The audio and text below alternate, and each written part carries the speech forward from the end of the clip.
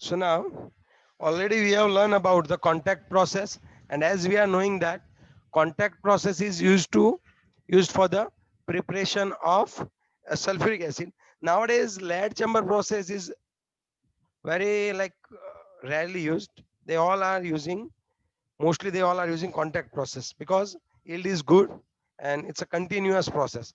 आपको पता है इसको continuous process क्यों बोलते हैं? That one is a continuous process. बताओ कैसे? एक साइड से प्रोडक्ट को निकालते जाओ, एक साइड से रिएक्टेंट डालते जाओ, दैट्स ऑल, है ना? समझे बात? यस और नो? चलो, फिजिकल प्रॉपर्टी थी, आई थी ना कि फिर हमें केमिकल से बाकी थी कि फिजिकल, शायद फिजिकल हो गई थी H2SO4 की, हो गई थी, सिर्फ केमिकल ही बाकी थी। हाँ दैट्स ऑल।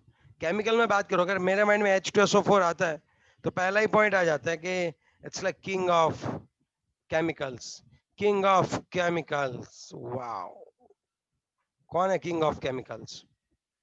H2SO4 है भाई, स्ट्रॉन्ग एसिड। अगर कैसे पता चला स्ट्रॉन्ग एसिड है? जब इसको पानी में डालते हो तो H प्लस आयन क्रिएट करता है, और जब इसको भी इसके साथ रिएक्शन करवाओगे तो एसिड बेस के साथ रिएक्ट करके पानी और सॉल्ट बना देगा। यस और नो? Yes sir. हमें 4 चीज अच्छे से देखनी थी। वो लो वॉलेटाइल है, स्ट्रॉन्ग एसिडिक कैरेक्टर है, strong affinity towards water, H2O। And lastly हमें ये देखना है कि ऑक्सीडाइजिंग एजेंट। तो पहले हम फोकस करते हैं एसिडिक प्रॉपर्टी पे। तो H2SO4 है, it's a diprotic acid. Now what do you mean by diprotic acid? Tell me, बताओ गधो, क्या होता है ये?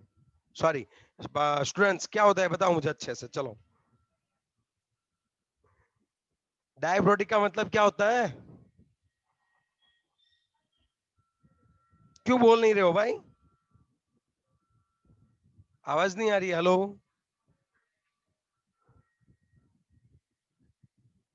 ओके, समझ गया मैं।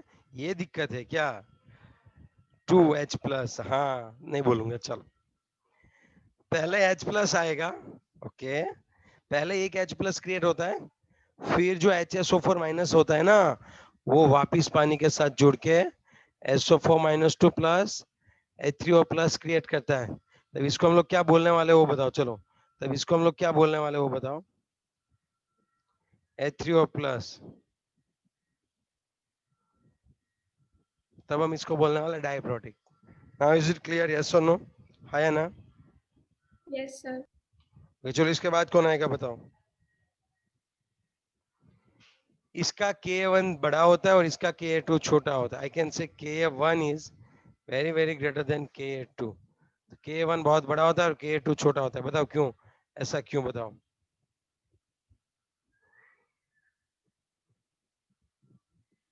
Ka1 बड़ा क्यों होता है वो बताओ? क्योंकि यहाँ से इजीली H प्लस निकलता है कंपेयर टू HSO4 माइनस। पहला वाला H प्लस इजीली निकलेगा, दूसरा वाला थोड़ा कम डिसोसिएशन होगा। आई बात समझ में? ये सुनो, और अगर वो एंटायर लेना एक साथ तो Ka1 इंटू Ka2। चलो, ये जो होते हैं सल्फ्यूरिक एसिड, दो टाइप के सॉल्ट देता है। कोई बताएगा?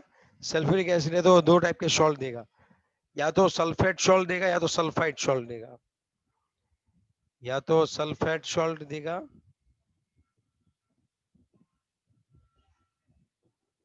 और कौन सा देगा? है सल्फाइड सॉल्ट देगा। Is it clear? यस और नो? H2SO4 है और सल्फेट और सल्फाइड सॉल्ट दोनों ही क्या करता है बच्चों? अच्छे से देता है। समझ में आई ये बात? यस और नो? आया ना? Yes sir. चलो, अब नेक्स्ट वन की बात करें तो जैसे कि sodium sulphate, copper sulphate, acid sulphate. अब हम बात करते हैं इट्स अ लो वॉलेटाइल। चलो, एसिडिटी की बात खत्म हुई, अब हम बात करते हैं लो वॉलेटाइल है। वॉलेटाइल बहुत ही कम वॉलेटाइल है। वॉलेटिलिटी, ये क्या आ गया भाई बीच में? Is less. तो इसका यूज कहाँ पे हो सकता है भाई? इसकी अगर वॉलेटिलिटी लेस है तो इसका यूज कहाँ पे हो सकता है? तो it is used in the preparation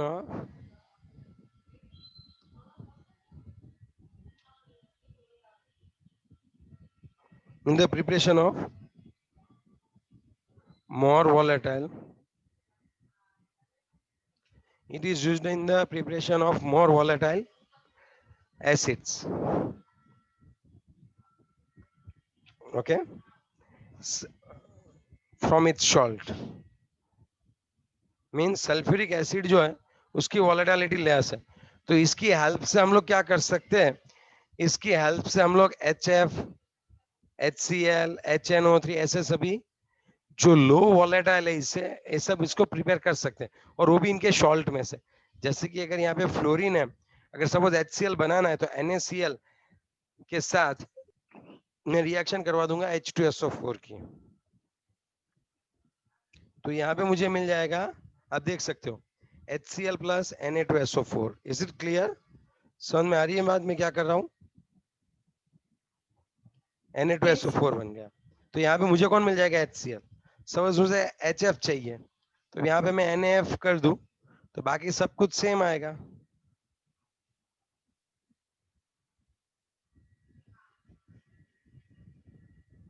okay हाँ, और अगर मुझे HNO3 चाहिए, HNO3, तब मुझे यहाँ पे सॉल्ट और NO3 वाला लेना पड़ेगा। हमने ऑलरेडी पढ़ रखा, NaNO3 प्लस H2SO4 कर दो आप लोग, तब आपको HNO3 प्लस क्या मिल जाएगा? HNO3 plus Na2SO4। याद रखना, मोस्ट टाइम भी लिखो। बच्चे क्या गलती कर देते हैं, यहाँ पे जो है वो NaX कॉमन कैसे लिखते हैं, इसको कॉमन कैसे लिखते हैं? NaX सॉल्ट है, सॉल्ट X जो है वो सॉल्ट है, फ्लोरीन, क्लोरीन और आयोडीन, ब्रोमीन नहीं है, ये NO3 है,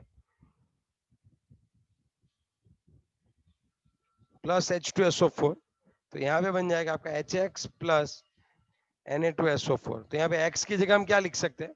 फ्लोरीन, क्लोरीन और NO3 है। सब बच्चे बहुत गलती करते हैं MCQ में।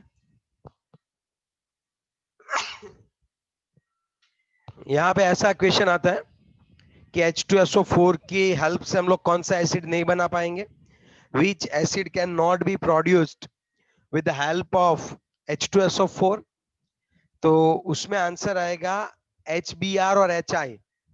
बात क्या होती है, 4 ऑप्शन होते हैं, HF, HCl, HBr और HNO3। तो बच्चों को क्या लगता है यही तो डिफरेंट है, तो HNO3 को टिक कर देते हैं। तो प्लीज X, FCl, NO3 उसको मोस्ट टाइम भी करके वहां पे टिक करो कि ये कहना क्या चाहते हैं, और यहाँ पे कौन सी प्रॉपर्टी को हमने यूटिलाइज किया है, इन लोगों ने कौन सी प्रॉपर्टी को यूटिलाइज किया है, वो चीज भी हमारे लिए बहुत ही मान्य है और इंपॉर्टेंट रखती है बच्चों। समझे बात? ये चीज है।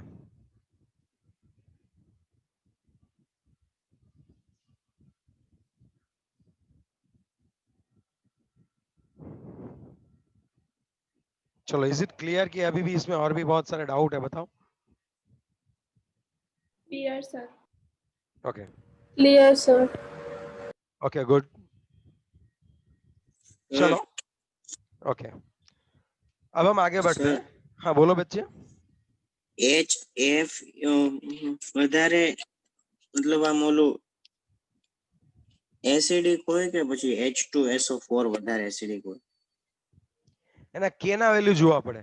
H2SO4 અને HF માં તમે જોવા જાઓ તો એ બંનેના તમારે પહેલા જોવા પડે, મોસ્ટલી તો H2SO4 હશે। ઓકે, કે ની વેલ્યુ જોવી પડે દીકરામાં, તો જોઈ લઈએ, જોઈ છે એકવાર? Let's see once.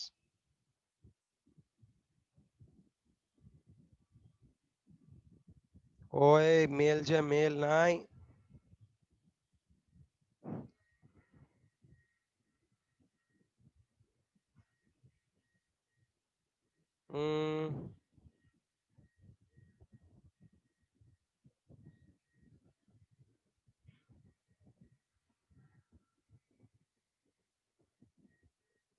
which is more acidic? उसमें इलेक्ट्रोनेगेटिविटी देखनी पड़ेगी। Much more strongly acidic then, अब देखो उनकी वैल्यू देखो आप, HF जो है बहुत ही ज्यादा है, उसका K कितना है देखो तो एक बार, दिया है क्या इन लोगों ने? हेलो,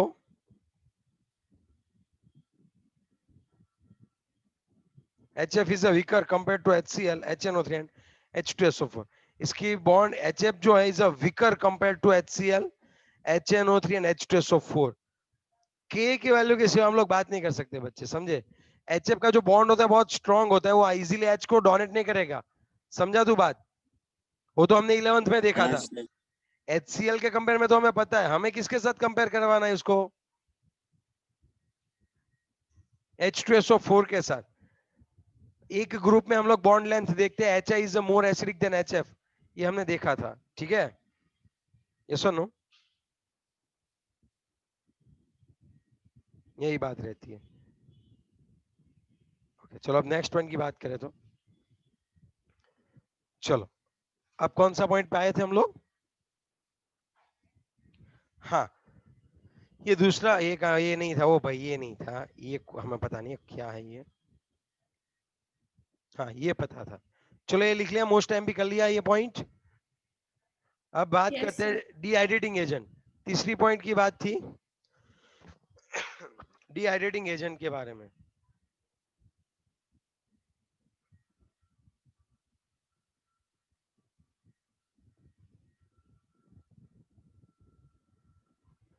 ओके, एक सेकेंड, एक सेकेंड,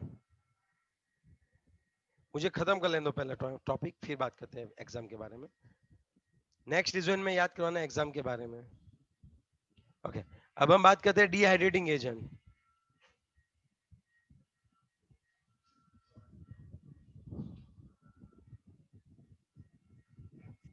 ओके, आप मुझे बताओ क्या होता है एग्जैक्टली डिहाइड्रेटिंग एजेंट, क्या होता है? कोई मुझे बता पाएगा डिहाइड्रेटिंग एजेंट मतलब क्या होता है? वो पानी को खींच लेने की टेंडेंसी इसकी बहुत ही ज्यादा होती है। पानी को खींच लेने की इनकी जो टेंडेंसी होती है ना बच्चों, वो बहुत बहुत बहुत कैसी होती है बताओ? पानी को खींच लेने की इनकी टेंडेंसी बहुत बहुत बहुत ही ज्यादा होती है। Is it clear? यस और नो? हाँ या ना? Yes, sir. Okay, next point की अगर हम लोग बात करें तो इसमें क्या आएगा बताओ? चलो, तो डिहाइड्रेटिंग एजेंट के बारे में तो हो गया। ओके, ये पानी को क्या कर लेता है? खींच लेता है। जैसे मैं अगर आपको बताऊं तो, आप शुगर को रखो, शुगर, केन शुगर, और उसमें आप क्या रखो? कंसंट्रेटेड H2SO4, क्या हो जाएगा? पानी को ये खींच लेगा, पानी को पूरा खींच लेगा, तो यहाँ पे आपको कार्बन प्लस H2 ही मिलेंगे। कैसे, मैं बताता हूँ, अगर आप थोड़ा सा सोचो तो,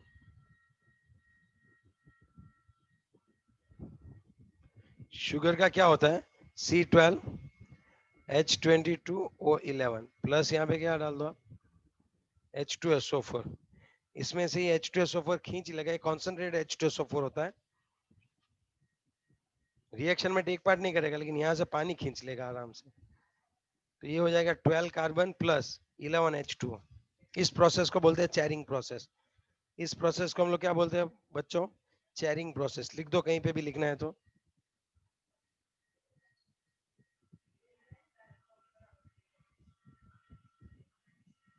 लिखा?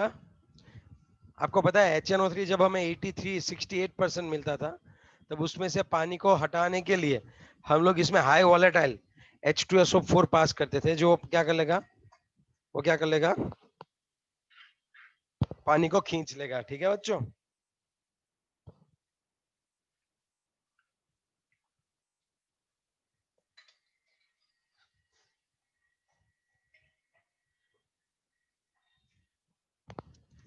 चलो, और अभी नेक्स्ट वन, ये था डिहाइड्रेटिंग। अब एक और पॉइंट बचा, कोई बताएगा H2SO4 के लिए कौन सा पॉइंट बचा?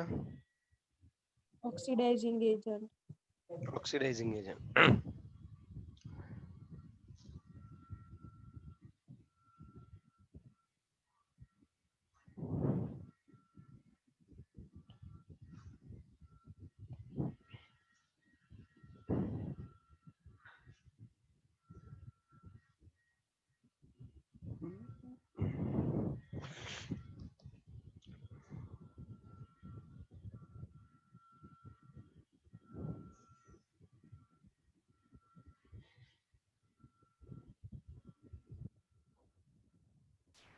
चलो ऑक्सीडाइजिंग एजेंट में हम लोग बात करें तो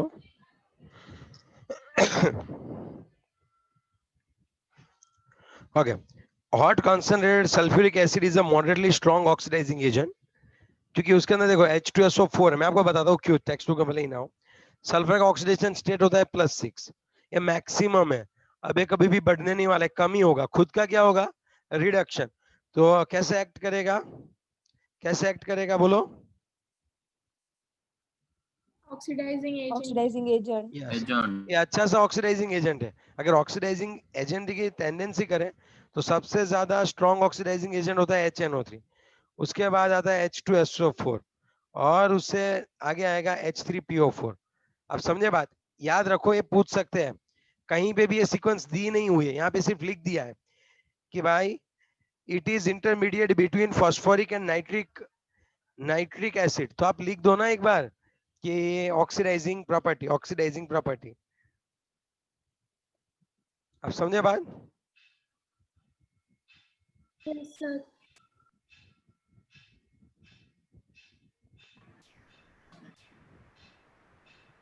चलो इसके बाद मोस्टली क्या होता है, मेटल और नॉन मेटल ले लो। यहाँ पे मेटल ले लो और आप यहाँ पे नॉन मेटल ले सकते हो। तो इसके साथ कौन रिएक्ट करेगा, H2SO4। तो यहाँ पे आपको मिलेगा क्या, बताओ? यहाँ पे आपको कौन सा गैस मिलेगा, SO2 गैस मिलेगा। समझे बात? और 2 मॉलिक्यूल्स ऑफ क्या चले जाएंगे भाई, पानी।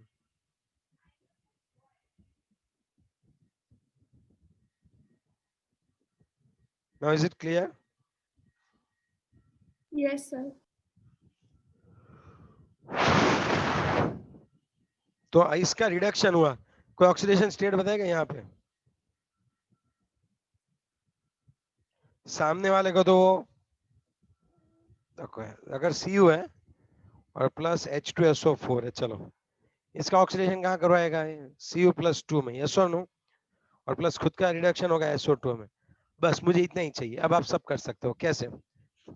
0 से +2 और यहाँ पे +6 से +4, 2 की बढ़त 2 की गिरावट सेम है, हो गया आराम से। +2 है तो यहाँ पे 2H+ है ना, एसिडिक मीडियम है। ऑक्सीजन 4 है और यहाँ पे 2 ही है तो यहाँ पे 2H2O। समझ में आ रही है बात? दोनों और SO4 - 2 डाल दो, H2SO4 H2SO4 Cu plus 2H2SO4, it gives you a CuSO4 plus 2H2O plus SO2। देखो तो हो रही है, कोई बात बन रही है क्या? बात बनी कि नहीं बनी, आप देखो और बताओ। हाँ, sir. तो ये रट्टा हाँ, मारने सर। वाली चीज बिल्कुल नहीं है। तो आप वहां पे साइड में लिख दो Cu को Cu+2 में।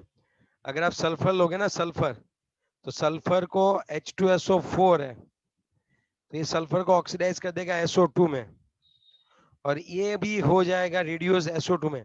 देखो इसको डिस्प्रपोर्शन रिएक्शन नहीं बोलते हैं। डिस्प्रपोर्शनेशन में तो एक ही एलिमेंट का क्या होता है, ऑक्सीडेशन और रिडक्शन। यहाँ पे दोनों डिफरेंट डिफरेंट है, समझे? हाँ, अब देखो यहाँ पे 0 से +4 हुआ, समझे? और यहाँ पे +6 से +4, तो 2 की गिरावट हो रही है। कितने की बढ़त है, how many times it increase by, it is increase by 4, तो मल्टीप्लाई बाय 2 आएगा। समझ रहे हो बच्चों, यस और नो? Yes, sir. तो यहाँ पे sulphur plus 2H2SO4, it gives you SO2 plus 2SO2। Okay, अब देखते हैं ऑक्सीजन 4 है, 5 6 और यहाँ पे 8 है, 8 है। यहाँ पे देखो 8 है, समझ रहे हो? और यहाँ पे 4 ही है, 6 है, 2 और 4 6। होगी बात खत्म। देखो हो ही जाता होगा, और क्या ये हो गया, SO2 प्लस 2SO2 3SO2। आई बात समझ में? Yes, sir. तो ये रट्टा मारोगे क्या अभी पूरे सभी इक्वेशंस? No. नो। HNO3 में भी साइड में लिख देना है, आपको इतना याद रखना है। Yes. सल्फर को कन्वर्ट करता है SO2 में, मेटल है Cu तो उसको करता है Cu+2 में, और अगर यहाँ पे कार्बन है तो कार्बन को कन्वर्ट करता है CO2 में। और खुद H2SO4 है, तो खुद किस में कन्वर्ट हो रहा है? SO2 में। मीडियम एसिडिक है और बैलेंस पानी से आप कर सकते हो, दैट्स ऑल, है ना? यस और नो? Yes, sir. चलो, और कोई डाउट है तो आप बता सकते हो।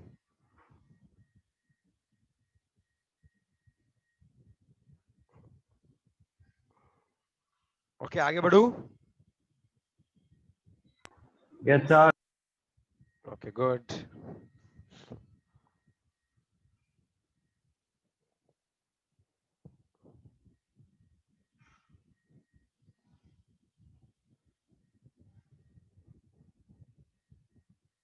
चलो और आगे बढ़े।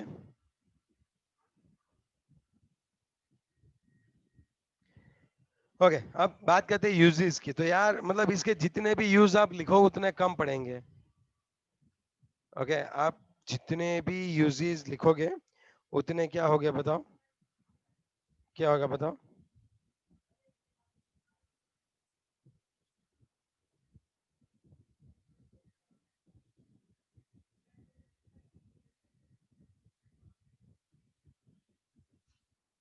चलो जल्दी से।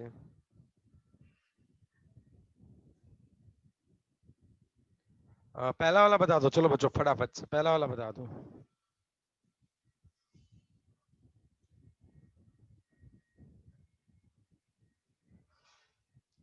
ओ भाई, सल्फ्यूरिक एसिड पहला तो HCl, HF एंड HNO3, इनकी प्रिपरेशन में, यही बात समझ में आपको?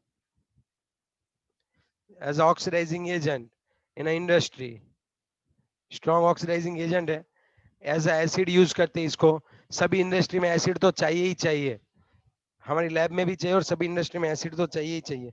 चलो स्टार्ट करते हैं। It's a very important industrial chemical. अगर किसी भी नेशन की हमें स्ट्रेंथ मेजर करनी है कि उसमें इंडस्ट्री की स्ट्रेंथ कितनी है, तो वो कितना H2SO, कंट्री कितना H2SO4 कंज्यूम करता है वो देखना पड़ेगा। जैसे कोई इंडस्ट्री में बहुत ज्यादा प्रोडक्शन दिखा रहा है, कैसे पता चलेगा कि वो वहां पे H2SO4 कितना यूज करते हैं? ये बहुत सारी चीजों के लिए, थाउजेंड्स ऑफ हंड्रेड्स ऑफ चीजों के लिए ये यूज होता है। अगर कहीं पे भी एसिड क्या यूज करना है तो मोस्टली वो सल्फ्यूरिक एसिड यूज करते हैं। देखो फर्टिलाइजर्स में कौन कौन सी चीजों के प्रिपरेशन में यूज होता है? H2SO4 कौन कौन सी चीजों में यूज होता है? सबसे पहले फर्टिलाइजर, ओके, उसके बाद फर्टिलाइजर्स के बाद पेट्रोलियम रिफाइनिंग, और एक था जो पेट्रोलियम रिफाइनिंग में यूज होता था, आपको याद होना चाहिए, manufacturing of pigments, manufacturing of pigments, paint and dye stuff.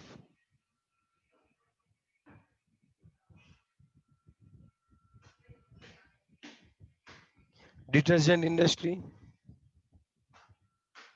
मतलब हर जगह पे यूज होता है। फिर मेटलर्जिकल एप्लीकेशंस, ओके, जैसे हमने चैप्टर नंबर 3 में देखा, किसी का इलेक्ट्रोलिसिस करवाना है, किसी का इलेक्ट्रोप्लेटिंग करवाना है, तो H2SO4 plays very very important role. कहाँ पे? मेटलर्जी में कहाँ पे यूज होता है? इनेमलिंग।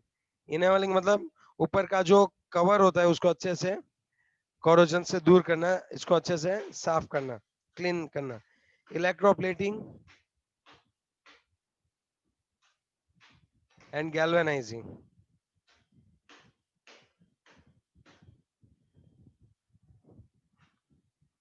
स्टोरेज बैटरीज,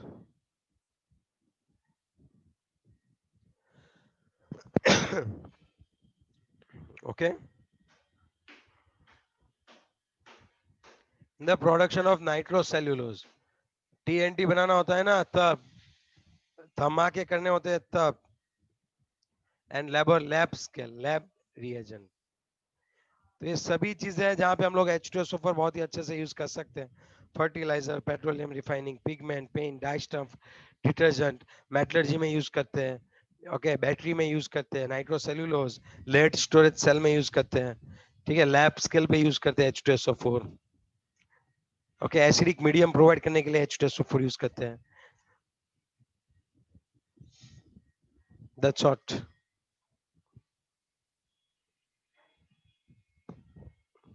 चलो और बताओ बच्चों.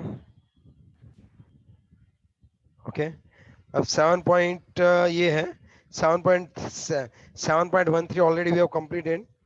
Okay mention 3 areas in which H2SO4 plays an important role. 7.23 देखो इन टेक्स्ट का आपके सामने ही है कि H2SO4 कौन से एरिया में वाइडली यूज होता है. 7.24 है write the conditions to maximize the yield of H2SO4. हम लोग जो है कैटालिस्ट की तरह कौन यूज करेंगे V2O5. कॉन्टैक्ट प्रोसेस में याद है ना V2O5 यूज करते थे. टेम्परेचर कितना रखते थे 720 केल्विन के आसपास रखते थे. थोड़ा प्रेशर भी तो ज्यादा रखना है यहाँ पे है ना. Yes, sir. Yes, sir. चलो 2 बार प्रेशर लिखी दो. एक काम करो कॉन्टैक्ट प्रोसेस में कौन सी जो मैक्सिमाइज होती है तो मैं आपको पहले बता दूं. कैटालिस्ट कौन सा यूज करेंगे हम लोग V2O5. अगर V2O5. कॉन्टैक्ट प्रोसेस में टेम्परेचर कितना रखोगे आप 720 प्रेशर Kelvin. कितना रखोगे 2 bar.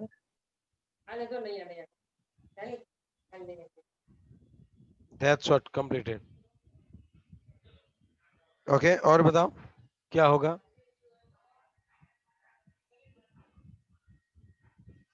चलो और बताओ बच्चों. Why is K over K2 is very less than in H2SO4 in water?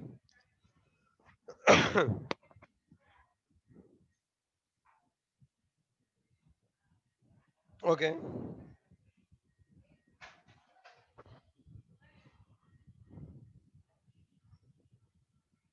चलो कौन सा है 7 पॉइंट कौन सा है बच्चों 25. 5. ओके H2SO4 है तो उसमें हमें पता है H plus plus HSO4 minus होगा. फिर आप इस HSO4 माइनस ये क्या होगा H plus plus SO4 minus 2. ये होता है Ka1 और ये होता है Ka2. तो K1 is very very greater than Ka2 because K1 में क्या होता है पहले से ही यहाँ पे ऐसा होता है. इसकी बॉन्ड डिसोसिएशन एंथैल्पी क्या हो जाए. सुनो अच्छे से मैं समझाता हूँ मेन रीजन क्या है.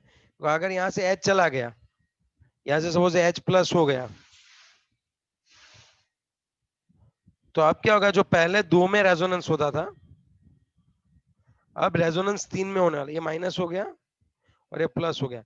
ये माइनस चार्ज ये यहाँ से पूरा क्या होगा घूमेगा और इसकी इलेक्ट्रोनेगेटिविटी को कम कर देगा. So now it's very difficult to remove this second H plus. So the dissociation of second H plus is very difficult compared to first H plus. अब समझे मेरी बात. मैंने क्या बोला बच्चों पहला H plus इजी से निकल जाएगा फिर वहां पे रेजोनेटिंग स्ट्रक्चर बढ़ जाएंगे और वहां पे सल्फर की इलेक्ट्रोनेगेटिविटी कम हो जाएगी. सो अब जो है वो सेकंड H plus रिमूव करने के लिए ज्यादा एनर्जी चाहिए.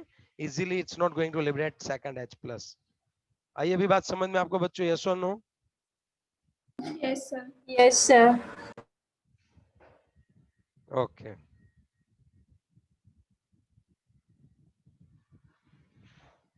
Next one.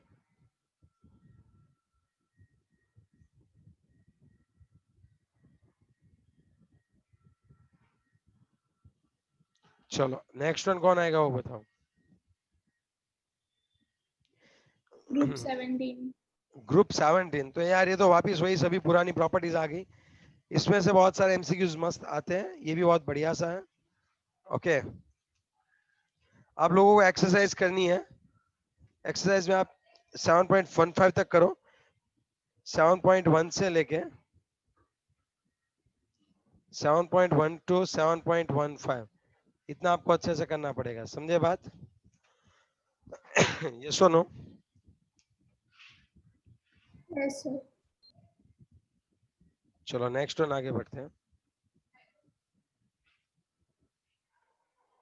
ग्रुप 17.